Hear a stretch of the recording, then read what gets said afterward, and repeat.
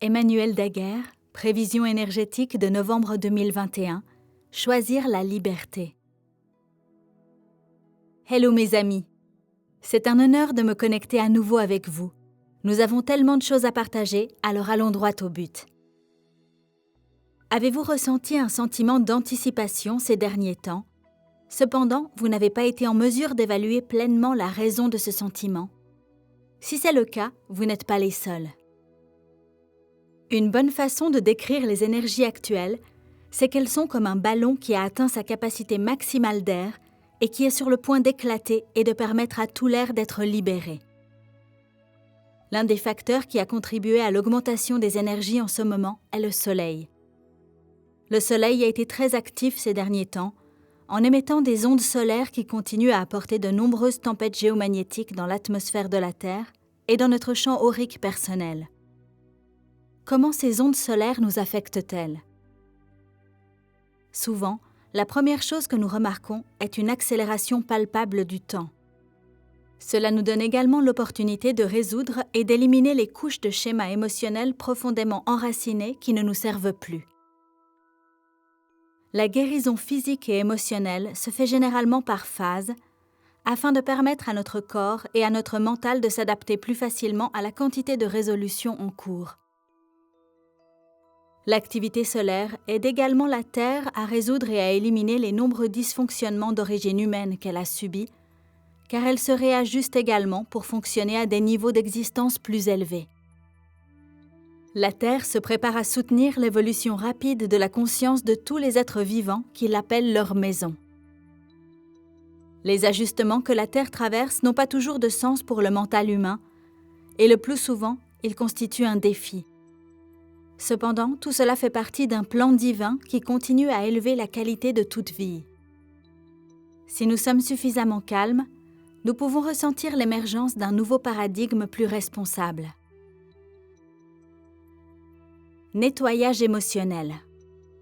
Il nous est donné en ce moment même l'opportunité de nous défaire des schémas, habitudes et comportements primitifs que nous avons adoptés il y a longtemps et qui nous ont empêchés de nous connecter à la version la plus libre, la plus heureuse et la plus saine de nous-mêmes.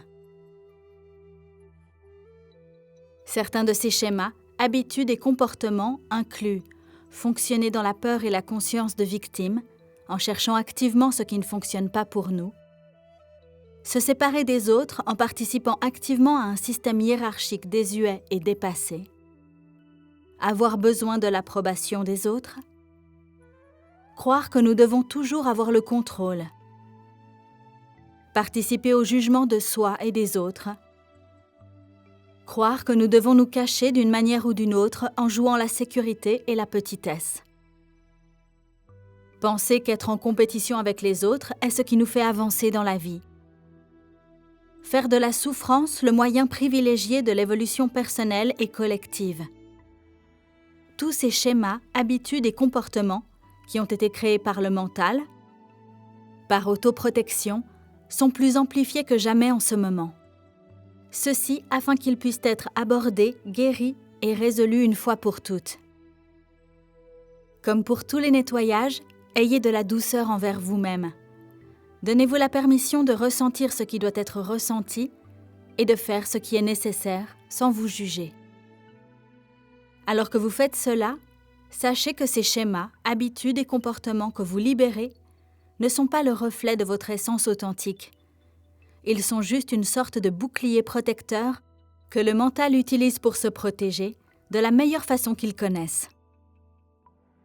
Cette prise de conscience contribue à elle seule à créer une ouverture dans notre mental qui permet à des états supérieurs de connaissance et de sagesse d'être pleinement embrassés et réalisés. Il est alors plus facile de se détacher des schémas limitatifs dans lesquels le mental trouvait du réconfort. Action divine. Au cours des prochains mois, le monde va continuer à s'éveiller à l'importance d'agir pour l'amélioration de l'humanité dans son ensemble. Bien que les informations grand public tentent de nous convaincre du contraire, les anciens schémas de contrôle et de manipulation qui ont régné pendant des éons de temps sont en train d'être grandement démantelés. C'est pourquoi les choses semblent se produire de manière beaucoup plus urgente en ce moment, notamment dans la manière dont les médias diffusent le contenu basé sur la peur. Pourtant, la majorité des citoyens de la Terre voient clair dans la peur fabriquée et ne permettent plus à ces tactiques d'influencer la façon dont ils vivent leur vie quotidienne. Comme nous l'avons noté au début, nous faisons tous actuellement l'expérience d'un éveil majeur de conscience, même si nous sommes sur un chemin spirituel depuis longtemps. Il est très clair que nous vivons une époque de changement inhérent. Et parfois, le mental entre dans la peur lorsque tant de changements se produisent en même temps, car il craint de perdre son rôle et son identité. L'un des principaux rôles de notre esprit par rapport à notre mental est d'accorder à celui-ci le droit d'exister exactement tel qu'il est, y compris les histoires qu'il a créées pour lui-même, et d'honorer la dignité de toutes ses expériences. Imaginez le mental comme un enfant de 3 ans qui désire uniquement être aimé, accepté et nourri. Lorsque le mental n'a pas l'impression de recevoir ces choses, il regarde souvent à l'extérieur de lui-même pour combler ses désirs. Il utilise alors des mécanismes d'adaptation tels que la peur, le jugement, le blâme, le manque, l'inquiétude, la culpabilité et la honte pour se protéger. Mais maintenant, avec cette nouvelle prise de conscience, le mental n'a plus besoin d'être aussi dur envers lui-même. Lorsque nous nous arrêtons un instant et demandons à notre esprit de donner au mental l'amour, l'acceptation et la nourriture qu'il désire, un changement de paradigme peut se produire.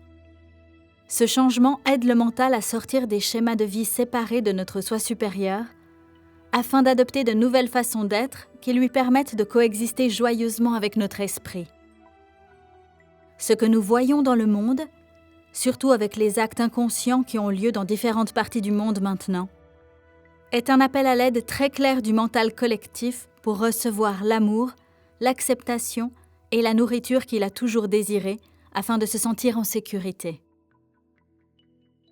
Bien sûr, lorsque des choses difficiles se produisent, notre première réaction est souvent d'avoir peur ou de blâmer.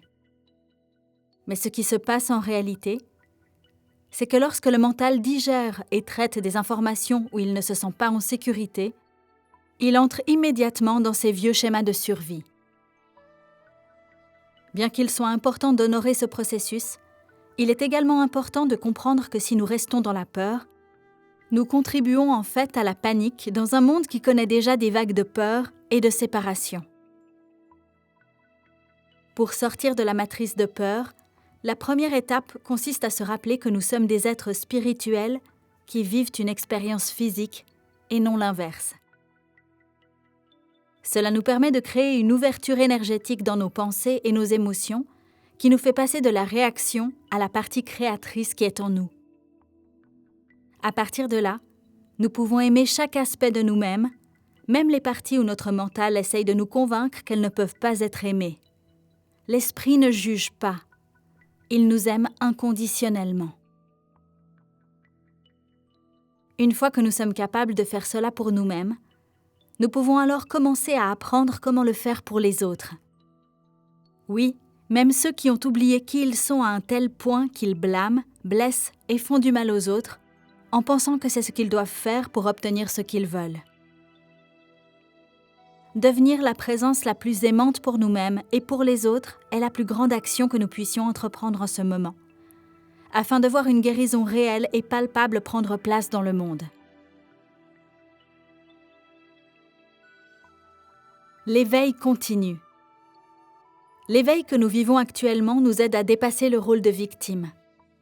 Nous avons maintenant la possibilité de retirer l'archétype de victime auquel nous et nos ancêtres, nous nous sommes identifiés au cours de nombreuses vies. Avant de retirer l'archétype de victime, il est important de l'honorer pour avoir servi à nous protéger dans un monde qui fonctionnait uniquement sur la survie. Il est également important que nous donnions à nos expériences d'identification à la conscience de victime leur pleine dignité et le droit d'être vus, entendus et reconnus. Il s'agit en fait de la première étape pour se libérer du rôle de victime. Nous ne voulons jamais minimiser, blâmer ou nier ce que nous avons vécu pendant les périodes où nous nous sommes identifiés à une victime. La deuxième étape pour se libérer de la conscience de victime consiste à accepter chaque personne, chaque expérience et chaque chose telle qu'elle s'est présentée dans notre vie, sans essayer de la changer. Accepter les personnes et les expériences telles qu'elles sont ne signifie pas que nous sommes en résonance avec elles, que nous les approuvons ou que nous sommes d'accord avec elles. Nous nous donnons simplement la permission de ne pas les laisser nous définir. La troisième étape de libération de la conscience de victime consiste à laisser tomber le blâme. En d'autres termes, il s'agit de pardonner. Le blâme vient du besoin de faire en sorte que quelque chose ou quelqu'un d'autre ait raison ou tort, soit bon ou mauvais, et soit en quelque sorte responsable de ce que nous avons vécu. Par essence, nous sommes le créateur de toutes nos expériences. Lorsque nous fonctionnons consciemment à partir de notre soi créateur, nous transcendons la dualité. Nous passons du jugement au discernement. En accédant à la beauté et au pouvoir de notre soi créateur, nous avançons en choisissant uniquement ce qui semble être en alignement avec nous et en abandonnant ce qui ne l'est pas. Nous comprenons que ce n'est pas parce que quelque chose résonne ou ne résonne pas avec nous que c'est bon ou mauvais, ou que c'est la décision de quelqu'un d'autre pour nous, ou vice-versa. Pouvez-vous sentir combien il est plus léger de fonctionner à partir de cet espace? Il y a seulement de la résonance ou pas de résonance. Ce qui signifie « je choisis plus de ceci » ou « je choisis moins ou pas du tout de ceci ». Il n'y a plus besoin d'étiquette bon ou mauvais. C'est cela la liberté. La quatrième étape pour dépasser la conscience de victime consiste à reprendre notre pouvoir. Reprendre notre pouvoir signifie que nous nous engageons à nous connecter à qui nous sommes au fond de nous. Nous y parvenons par l'amour de soi, le soin de soi, la bienveillance, ce qui nous nourrit, le développement spirituel et l'expression créative. Les personnes les plus puissantes de la planète ne sont pas celles qui contrôlent ou rabaissent les autres. Les personnes les plus puissantes de la planète sont celles qui savent qui elles sont vraiment. Elles savent qu'elles sont bien plus grandes que la somme de toutes leurs expériences et histoires. Elles savent comment s'exprimer pleinement et parler à partir d'un espace d'amour sans avoir à prouver quoi que ce soit à qui que ce soit. Elles pardonnent rapidement et surmontent les expériences difficiles avec plus de facilité. Elles sont bienveillantes et aimantes envers le monde qui les entoure et se soucient du bien-être de tous les êtres vivants. Elles font une différence sur la planète sans s'inquiéter de l'ampleur de leurs effets. Elles voient au-delà des illusions de séparation. Elles encouragent et célèbrent la capacité des autres à s'épanouir. Elles se considèrent comme faisant partie d'un tout, plutôt que comme étant séparées de toutes les autres formes de vie. Elles savent comment aimer et comment être ouvertes et vulnérables. Elles sont optimistes. Elles affirment ce en quoi elles croient. Merci d'être un phare de lumière magnifique et puissant. Vous êtes un cadeau de lumière pour le monde. Il n'y a jamais eu, et il n'y aura jamais, quelqu'un d'exactement comme vous vivant sur cette planète. Honorez et recevez ces mots, mes amis, car ils sont un petit aperçu de ce que l'univers a toujours ressenti à votre égard. C'est l'une des expériences les plus humbles pour moi, d'avoir l'opportunité de vous rappeler la magnificence qui réside dans chaque cellule et fibre de votre être. Jusqu'à la prochaine fois, miraculeusement vôtre, Emmanuel.